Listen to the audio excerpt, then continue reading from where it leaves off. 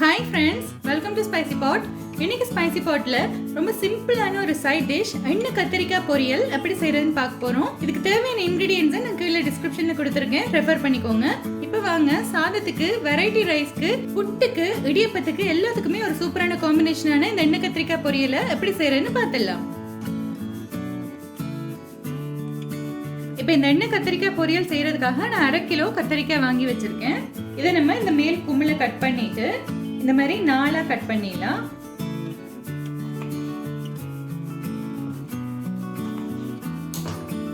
நடுவில் பூச்சி ஏதாவது இருக்கான்னு பார்த்துக்கணும், இருந்துச்சுன்னா அதை டிஸ்கார்ட் பண்ணிடணும். இப்போ இந்த பீஸ் எல்லாத்தையுமே இந்த மாதிரி சின்ன சின்னதாக ஒரு 1/2 சென்டிமீட்டர் சைஸில் இப்படி மெல்லிஸாக கட் பண்ணி எடுத்துடலாம். பாருங்க அவ்வளோ தின்னாக இருக்குன்னு. இந்த மாதிரி நம்ம எல்லாத்தையும் கட் பண்ணிட்டு, கட் பண்ணது எல்லாத்தையும் எடுத்து உடனே தண்ணியில் போட்டு வச்சிடலாம். தண்ணியில் போடலன்னா அந்த கத்திரிக்காய் வந்து கலர் மாறிடும். இப்போ பாருங்க தண்ணியை வடிச்சிட்டு எல்லா கத்திரிக்காயும் இந்த மாதிரி வெட்டி வச்சிருக்கேன்.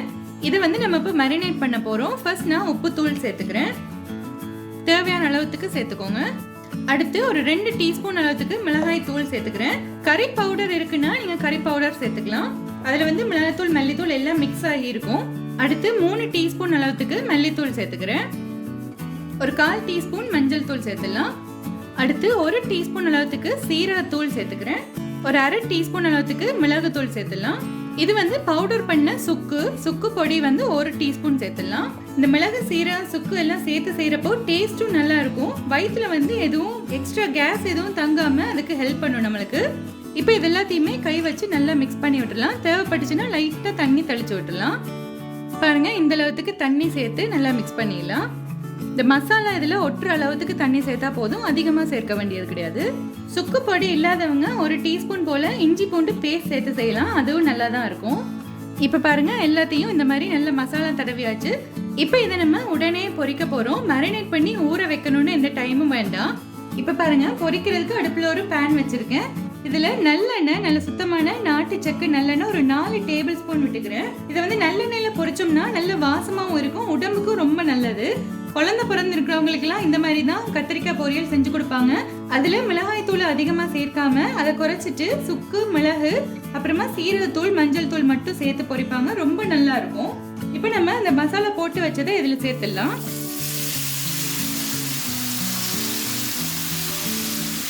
இப்போ ஒரு மீடியம் ஃப்ளேமில் வச்சுட்டு நல்லா இந்த மாதிரி ஒரு தடவை மிக்ஸ் பண்ணி விட்டுடலாம். எண்ணெய் வந்து எல்லாத்து மேலேயும் நல்லா கோட் ஆகுற மாதிரி.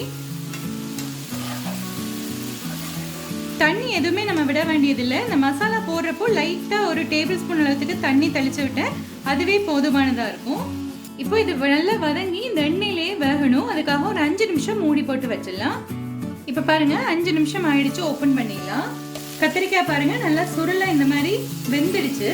இப்போ நம்ம ஓப்பன் பண்ணி விட்டுட்டு இதை இன்னும் நல்லா பொரிஞ்சு வர்ற வரைக்கும் இந்த மாதிரி அப்பப்போ திருப்பி விட்டுட்டே பொரிக்கணும்.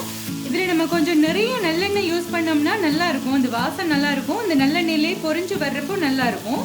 இப்போ இது நல்லா பொரிய ஆரம்பிக்கிறப்போ நம்ம ஒரு கைப்பிடி அளவுக்கு சின்ன வெங்காயம் சேர்த்துடலாம். சின்ன வெங்காயமும் இந்த எண்ணெயில் வதங்கி பொரிஞ்சு வர்றப்போ நல்லா இருக்கும் டேஸ்ட், அதுக்காக தான் சின்ன வெங்காயம் சேர்த்துக்கிறேன். இப்போ நம்ம இதை அப்பப்போ கிளறி விட்டுட்டே பொரிச்சு எடுத்துடலாம். இப்போ பாருங்க இன்னொரு 5-6 நிமிஷமா நல்லா மீடியம் ஹை ஃப்ளேமில் வச்சு இந்த மாதிரி வதக்கிட்டு இருக்கேன். எவ்வளோ அழகா இந்த மாதிரி பொரிஞ்சு சுருண்டு கலர் மாறி வந்துருச்சு பாருங்க. வெங்காயம் எல்லாம் இந்த மாதிரி முழுசாக போடுறப்போ இது வந்து இப்படி நல்லா குக் ஆகி ஒரு மாதிரி நல்ல டேஸ்ட் கொடுக்கும். சாம்பார்ல எல்லாம் போடுறப்போ வெங்காயம் ஒரு நல்ல டேஸ்ட் கொடுக்கும்ல, அதை விட பொரிச்சு எடுக்கிறப்போ வேற மாதிரி ஒரு நல்ல டேஸ்ட் கிடைக்கும். இப்போ கடைசியில் ஒரு 2 கொத்து கருவேப்பிலை சேர்த்துறேன். அவ்வளோதான், எல்லாத்தையும் ஒரு தடவை நல்லா மிக்ஸ் பண்ணிட்டு நம்ம ஸ்டவ் ஆஃப் பண்ணிட்டு சூடாக சர்வ் பண்ணலாம். இப்போ பார்த்தீங்களா ஃப்ரெண்ட்ஸ், ஈஸியான எண்ணெய் கத்திரிக்காய் பொரியல் ரொம்ப சூப்பராக நம்ம வீட்டில் செஞ்சாச்சு. இது நம்ம சூடான ரைஸோட சாப்பிடலாம், லெமன் ரைஸ், கோகோனட் ரைஸ், இந்த மாதிரி வெரைட்டி ரைஸ்க்கு ஒரு சைட் டிஷ்ஷாக சாப்பிடலாம். இல்லைன்னா புட்டுக்கு இது அடிச்சுக்க முடியாத ஒரு செம்மையான காம்பினேஷனாக இருக்கும். என்னோட ஃபேவரேட்டான எண்ணெய் கத்திரிக்காய் பொரியல் வித் புட்டு சூப்பராக இருக்கும். நீங்களும் இந்த ரெசிபி உங்கள் வீட்டில் ட்ரை பண்ணி பார்த்துட்டு உங்களுக்கு பிடிச்சிருந்துச்சுன்னா என்னோட சேனலை சப்ஸ்கிரைப் பண்ணுங்க, மறக்காம கமெண்ட் பண்ணுங்க, அப்படியே உங்க ஃப்ரெண்ட்ஸ் அண்ட் ஃபேமிலி கூட ஷேர் பண்ணுங்க. நன்றி.